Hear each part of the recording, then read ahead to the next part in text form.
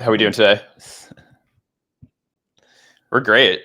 Yeah, excited to chat. So you're the co-founder of Kinetiq, which is a liquid staking protocol on Hyperliquid, and the top DeFi protocol on the chain with over $1.2 billion in TVL, which we love to see.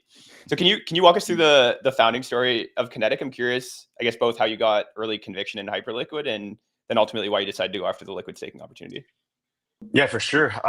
So I'm one of three co-founders. Our team is now 15, half of which are technical, half operational and more front-facing. And yeah, I mean, everyone's been sourced, at least 99 or 98% of us from this community, if you will. A couple years ago, came across Hyperliquid now, yeah, just over 2 years.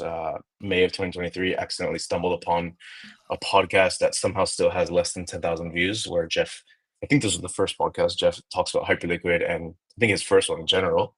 And anyway, I mean, I would definitely be lying if I said any of us knew even a fraction of what Hyperliquid would become. But the reality is, um, a couple of us got to get pretty intimate with Hyperliquid in a couple of different ways, and I remember vividly thinking to myself, is it worth going and joining another Discord? And then it made it harder by needing an invite code since closed alpha was going on. So people happily obliged, and from there, the rest is kind of history, where April 2024 was a very interesting turning point.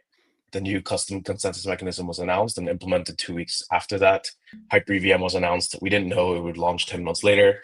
The first two HIPs were announced, which, yeah, this is really the beginning and kind of the foundation, if you will, of Kinetiq, and have been pretty much an exclusive user of Hyperliquid since then. No centralized exchanges, no other dexes. Not like I'm some sort of massive trader myself, but I do a little bit of degenerate maximum leverage gambling, and that's where all that happens. And yeah, so obviously, like the cool part was the different approaches between the few of us that began Kinetiq, and I'm just like of the type that's like, if there's 50x leverage, why use 49, right? So you're just leaving that extra multiplier.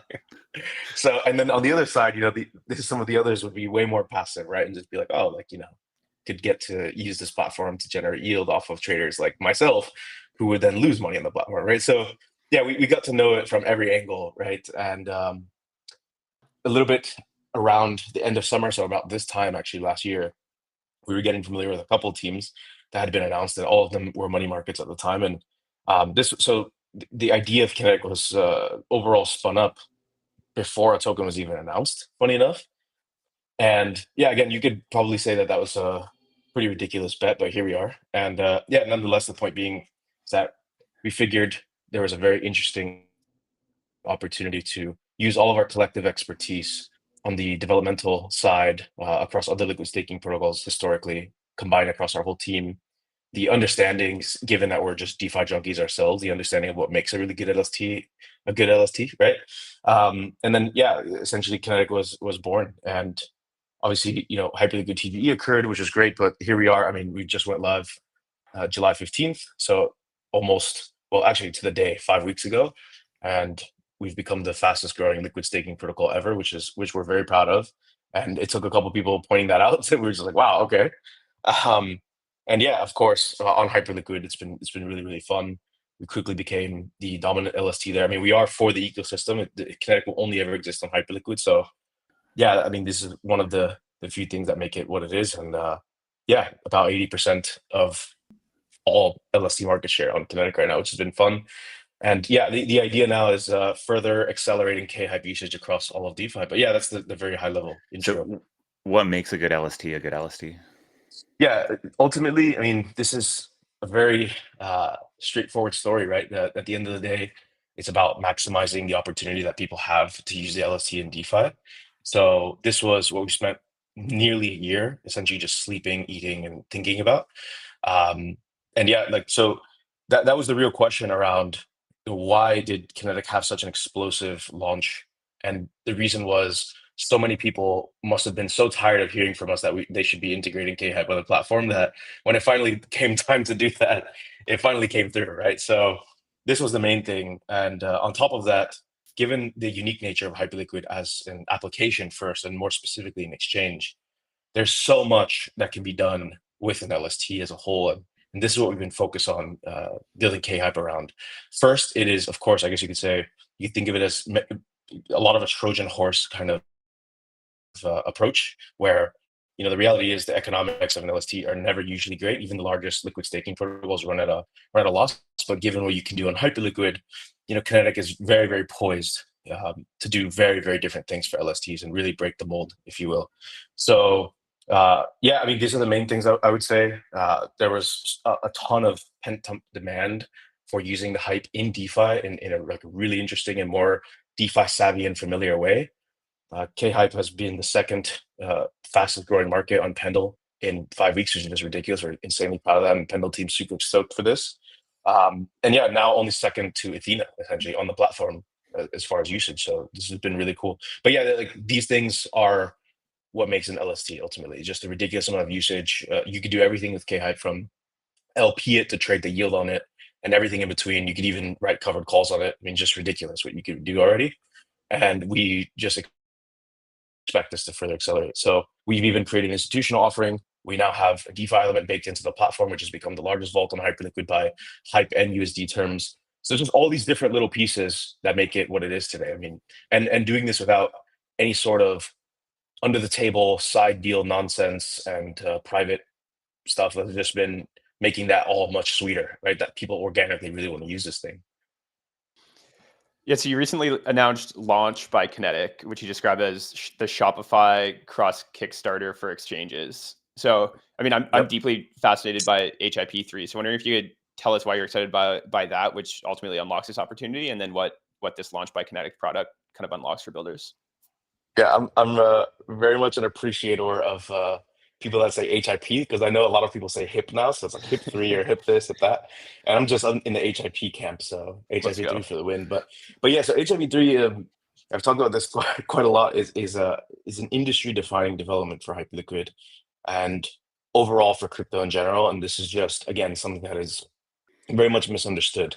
A high level of HIP3 is that any aspiring exchange deployer can source 1 million hype however they choose, whether it's privately, if they have a million hype, or through something like an LST, if you will, and effectively deploy an exchange on top of Hyperliquid's battle tested architecture. So the chain itself, right? This means you don't tap into any of Hyperliquid's existing liquidity. You don't tap into HLP, and this is like a big thing for deployers. This is always the question: it's like, what do you get from Hyperliquid for this $40+ million that you need to stake, right? And the reality is nothing except the actual underlying technology by which to deploy your own exchange and do whatever the hell you want. So today, there are so many different types of aspiring deployers using HIP3. So whether it's stablecoin issuers or money markets or front ends that want to run their own, I guess you could say, exotic perps through equities or commodities, FX, rates, bonds, you name it, right? Everybody is really interested in doing something in some way, shape, or form on HIP3. And what's really missing since the announcement has been some sort of cohesive glue between all of the different types of individuals that are interested in HIP3 in some way, shape, or form. It's really today a buzzword for a lot of people. So we are making a huge effort in ensuring that people actually understand what this is. And more importantly, we're actually lowering the cost to entry by a lot, right? So our idea ultimately is that people of any kind, whether you're the most retail of retail or the most institutional of institutional, you should be able to back any exchange that wants to be launched through HIP3. And the launch platform essentially will allow people to do that. So you'll be able to effectively say, hypothetically, Seed Club wanted to launch its own seed exchange, right? And you wanted to launch, I don't know, any kind of perp for anything. It could literally be on the weather in Los Angeles or the valuation of a company, right? You could do that using HIP3. And the most important part being aligned with the Hyperliquid ethos, anybody can join you in backing this exchange. So instead of you guys needing to source 1 million hype by yourselves, which after talking with dozens of teams, this is the biggest problem. You'll be able to source it from the community, and the people can essentially back you if they want to or not, right? So this has been the most interesting part of the launch equation.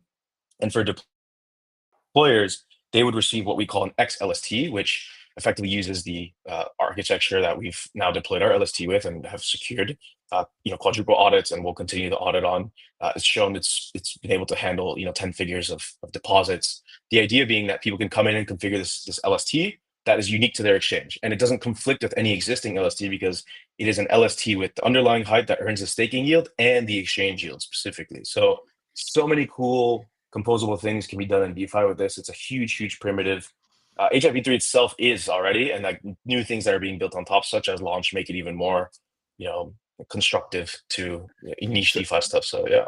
I'm curious about niche DeFi stuff because I think it's so we see so much copying, right? And the generally speaking, and yet I think most who are deep in the space are believe that there's some new form factor, new context, new user experience that's really going to be the thing that kind of takes the next breakout exchange into sort of popularity. So what are you seeing? What are you excited about? What are the weird things that people are talking about in your world?